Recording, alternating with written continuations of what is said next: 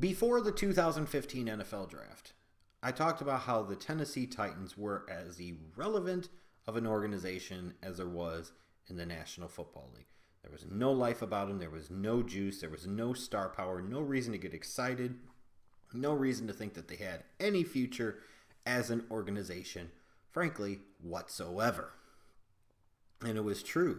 You looked at it, Jake Locker had busted out. Offensively, defensively, not a lot to get excited about. Sure, you have Jurrell Casey, but Jurrell Casey's not putting a ton of asses in the seats, and he's not getting you a ton of buzz as an organization. He's just a really good football player.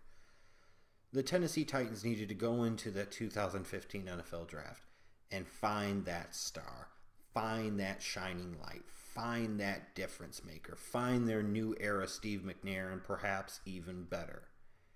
And ultimately they did. Thank God for this organization's sake. They didn't do what a lot of the fans of this organization wanted to do, and that was draft Leonard Williams, and that's just going full retard. Now, don't get me wrong. Leonard Williams is a very nice player, and he's had a good NFL career so far for the Jets. But Leonard Williams isn't going to throw the football for you.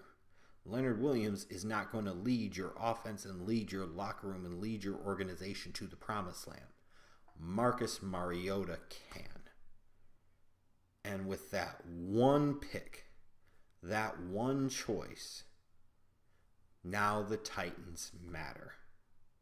Now the Titans as an organization have life. They have juice. Like, you actually have fans and media members that are somewhat excited about the possibilities of what this team can do in 2017. And that's a very short turnaround. And some of the credit obviously goes to John Robinson, the general manager, probably quite a bit of it. Some of it goes to the job maybe that Mike Mularkey did as head coach last year, and that certainly is a part of it too. But it ultimately fundamentally comes down to the Titans have a young franchise quarterback in Marcus Mariota whose best days, if he can stay healthy, are clearly ahead of him. They matter now. They're a legit team. They're somebody to at least take seriously. You can't dismiss them. The question is, are they doing enough to position themselves to where they can get over that hump and become a playoff team in 2017? When you look at this offseason, I thought they made some solid moves, bringing in Eric Decker. You know, that was a bonus because the Jets are in clear tank mode. They didn't want an actual NFL starting wide receiver.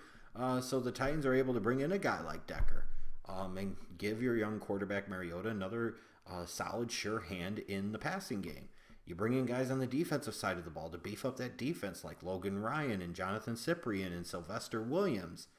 I mean, none of them are going to be massive, earth-moving, difference-maker type of moves, but these are all guys, especially in the case of Ryan and Cyprien, that can really help contribute, especially in an area of significant need for this organization, which was the secondary. And then you look at the 2017 draft, getting Corey Davis from Western Michigan, 5th overall. I know he's been hurt so far in the preseason, but hopefully he'll be healthy because when he does, he could be a number 1 wide receiver for Mariota. Getting Adoree Jackson at 18. You know, a potential difference maker in the secondary, a potential, if anything else, difference maker in the return game as a rookie. Getting somebody else in the 3rd round, another wide receiver like Taywan Taylor.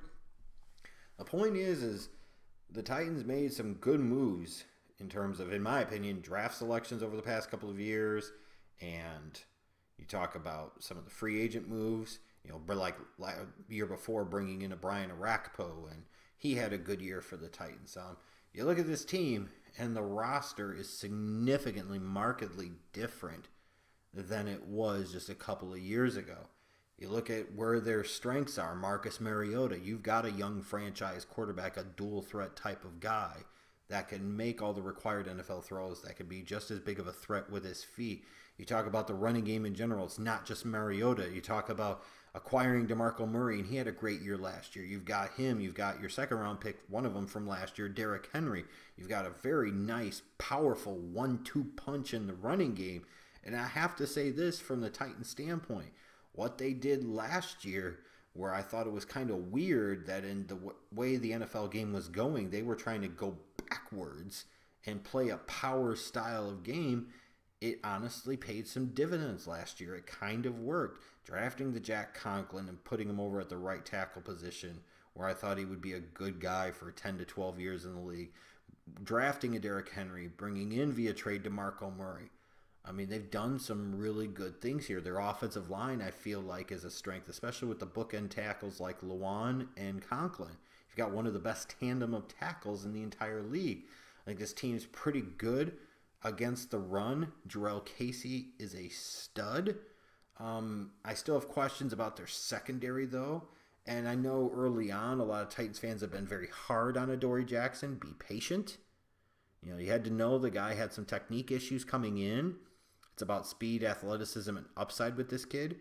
You might not see it right away. He might be doo-doo as a rookie, and he could potentially bust, I understand. But give it some time. Don't totally bury the kid just yet, because you ought to be hoping that he can be that guy, because you need him to be that guy. You need him to be that number one cover corner. And then you look at the receivers. You have guys like Rashard Matthews in the fold. But what are you going to get out of Eric Decker? What are you going to get out of Corey Davis? Can you get something out of a Tywan Taylor? So Delanie Walker, your tight end, he's been good in Tennessee since he came over from San Francisco in free agency a few years ago. But he's getting on the downside of his career. How much longer can he perform at the level he is? These are significant questions if you want to take that next step as a team. In terms of X factors or players to watch on this team, you could talk about some of the additions on the defensive side of the ball in the secondary, like Logan Ryan and Cyprien, and sure, it'll be important to see them play well. But ultimately, all comes down, easy for me to say, to Marcus Mariota's health. If Mariota's healthy, if Mariota can start 16 games, to me, this is a playoff team. If not, it's a different story. But if he can, he is a young franchise quarterback. This team has enough talent on both sides of the ball. They've built well around their young stud. I feel like this is a playoff team. I think early on it's going to be important for them in weeks 2, 4, and 6. They go to Jacksonville in week 2. They go to Houston in week number 4. They host Indianapolis in week number 6. Ideally, they would win all 3 of those divisional games and really give themselves an edge. But specifically, they need to beat Jacksonville in week 2, and they definitely need to beat Houston, if anything, in week number 4. Because you don't want Houston to get out there and get an edge on you and have a better record in the division. And in a lot of ways, you could say it for anybody in the AFC South as much as any other division, because they could kind of end up being kind of a schmoz between the 4 teams. That divisional record is going to be critical. That divisional record is going to be everything. And the Titans need to make sure they can handle some business out of the 6 games in that division. If the Titans can go 4-2 in the AFC South, they have a chance to win this division. And initially, I was leaning towards the Titans. Like, I kept bouncing back and forth with them and the Texans, But I still think the Titans will finish second in this division. I think they end up with the same record as the Texans. I think it could come down to tiebreakers. If I'm not mistaken, is what it came down to last year. But I feel like this is a 10-win Titans team. I feel like this is a team that could very easily win this division, but ultimately finish second, but should end up getting at least, if anything else, one of the 2 wild card spots in the AFC. A couple of years ago, this organization had nothing going for it. And now you can clearly see a positive trajectory upward. And there's reason for hope and excitement for the Tennessee Titans organization and the Tennessee Titans fans.